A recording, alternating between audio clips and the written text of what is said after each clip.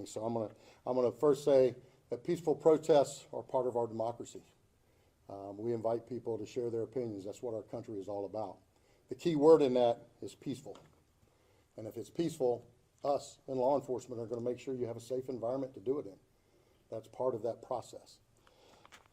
If you let it turn violent, whoo, you do not want to do that in Brevard County.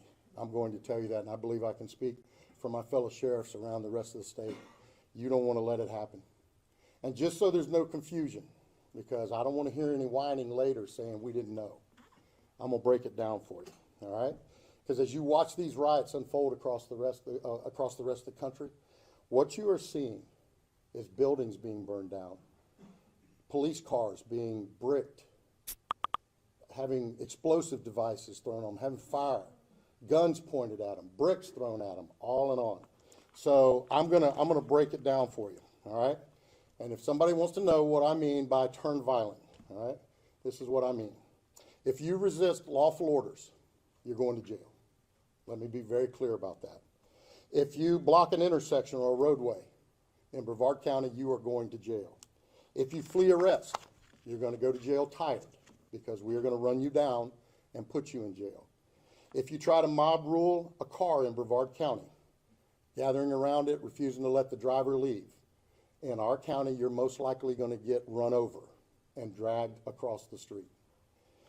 If you spit on us, you're going to the hospital and in jail.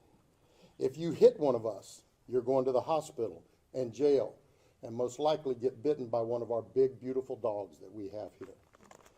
If you throw a brick, a firebomb, or point a gun at one of our deputies, we will be notifying your family where to collect your remains at, because we will kill you graveyard dead. We're not going to play. This has got to stop. You're watching what's taking place out there. You're seeing police officers that are being attacked, being spit on, being put in harm's way just for doing their jobs.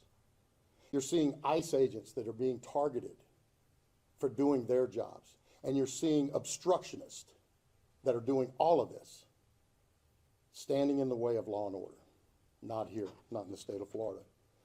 So to make it real simple, if you don't want to have any of those things happen to you, obey the law.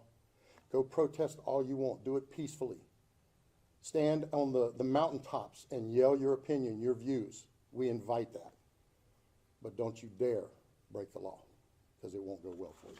All right, gentlemen, thank you, sir.